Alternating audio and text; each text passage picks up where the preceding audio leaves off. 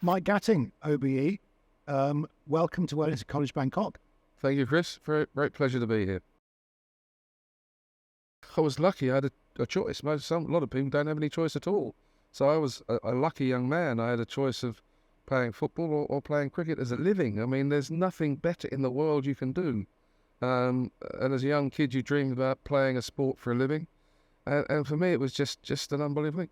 And then to say, well, where are you playing your cricket?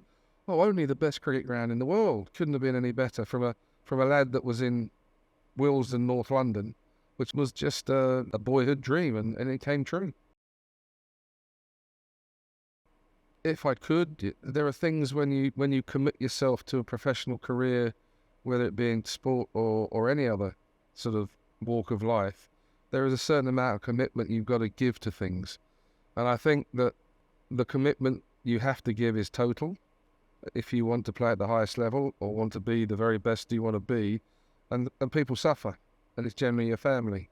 So rather than say, is there anything I haven't done, if I was able to do it and do my job as I wanted to do it, it would be to be a bit more part of a family. But your family does suffer, and growing up with your kids not being there, especially when you're away on tour, and the wife having to look after the kids.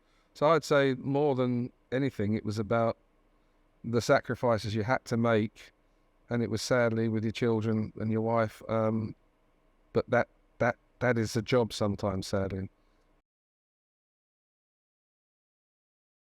And the fact is that cricket is growing as a game now, and when you look at the sort of money the guys are getting now, it's evolved, which is fantastic. It's different, but it's improved, and the wives and girlfriends and families get looked after better, which is good. Yeah, there's a lot of good things that have happened for cricket, but we have a few crossroads we need to challenge ourselves at the moment.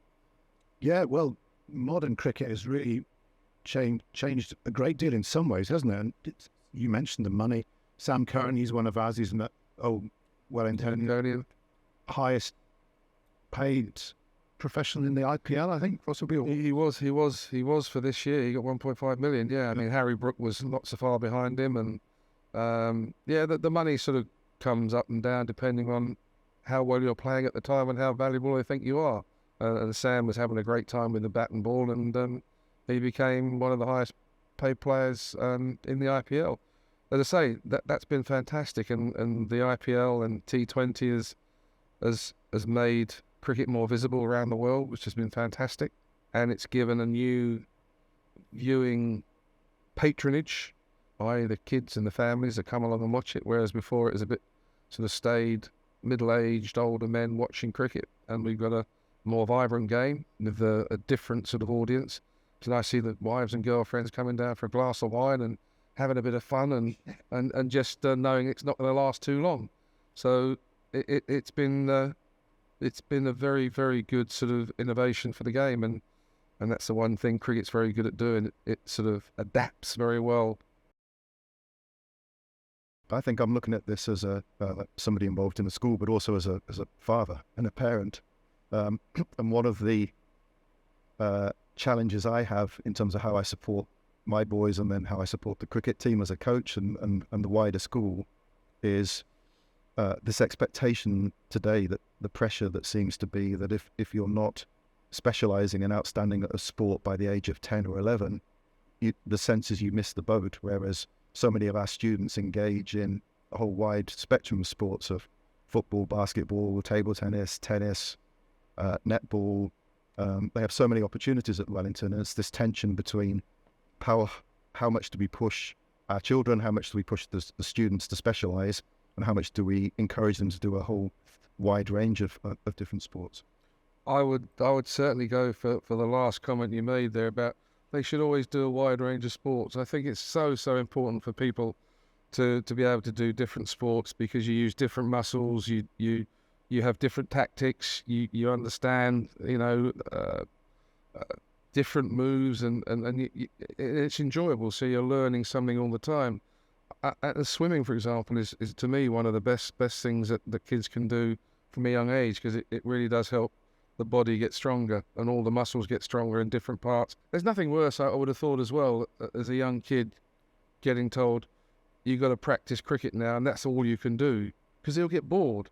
Kids do get bored. They want to do something different. They want to have fun. And if there's anything I'd say to you is that the kids have got to enjoy it. And it's a bit like when people say to me, what's a good coach? Well, a good coach to me is if the kids keep coming back, you're a good coach, because they're having fun. They want to come back, and they're enjoying what they're doing. And I would think there would be nothing, especially for someone like myself. I played all sorts of sport at school, same thing, and I loved it. And there did come a time where I knew I have to do something or make a choice. But up until that time, I really enjoyed learning about all different sorts of sports, playing with different types of people, whether it be 6-a-side, 8-a-side, 11-a-side, 15-a-side, and just understanding how, different strategies, different things, just having fun and playing many teams as I could. So I'd love representing the school. So for me, I think it's just so important that the kids get a chance to do what they want to do and to enjoy it and actually challenge themselves, because that's what they're doing by saying, okay, I want to play this sport, I want to play that sport, and they're challenging themselves to be as good as they can be at that particular sport. So for me, I think it's great that they all play, a number of different sports. One for their own bodies as well, to grow naturally, because if you play rugby, you'll just become a huge human being, and your muscles, and you'll be muscle bound and whatever. If you did basketball, you did swimming, you do others, you're a much more flexible, stronger, your body is able to grow in the natural way it should. Sport at a younger level these days is about enjoying yourself, having fun and everything. Where do you see that balance between having fun and having a love for sport, but also wanting to win? Well, I think that's up to the individuals and the team themselves. I mean, it's about them deciding what they want to be. Do they just want to have some fun and play, or do they want to be competitive? But I don't know any youngster that doesn't like not winning. You want to win as a young kid. You always want to win. You don't want to lose. So therefore, there's always that in there, especially if you're good at a sport. You really don't want to lose. And so I think it's just up to the kids themselves to understand what they want to be.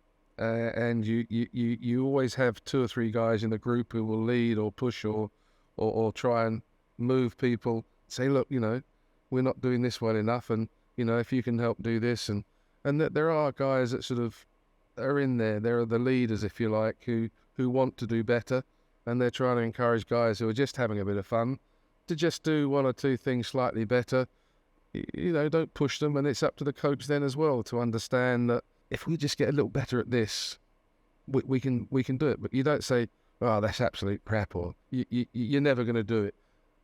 Give them something that they can do bit by bit to make the guys who are less good better, and their self-esteem will grow, and they will then grow into the team, and they will then make the team so much better. But I hate these people who shout at the kids and bawl at them, and give them some encouragement a little bit.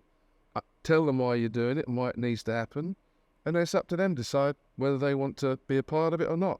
But you've given them the option to become as good as they possibly can be. The great thing about cricket is it is a bit of an individual game. When you're bowling, it's an individual game. When you're batting, to a degree, it's an individual game. But you're playing in a team, and therefore, if you're a leader within the team, you should be encouraging everybody to be a part of the team. And as a leader, you've got to be a good listener, and you should encourage people to make some comments if they think something should go on. You shouldn't just be a dictator. I don't think people like that. People won't follow that.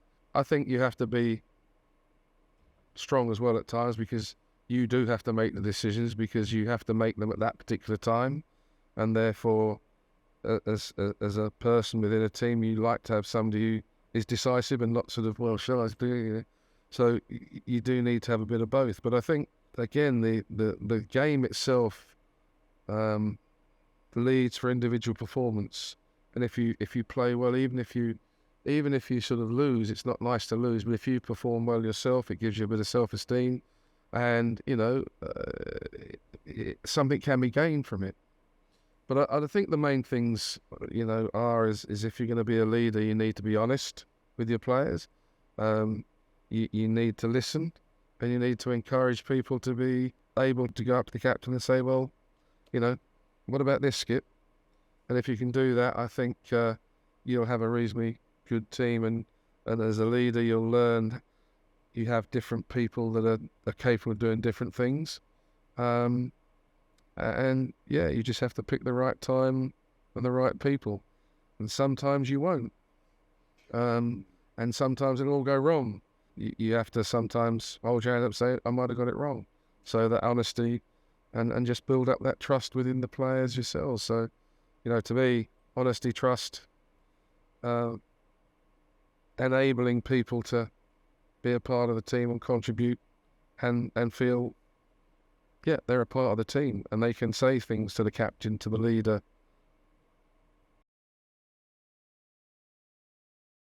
I'm hoping to see some good cricket. I'm hoping to see some children have some fun. And I'm hoping to see them make new friends, because that's what cricket can do as well. Especially when you play against each other, and when you play Test cricket, you make new friends.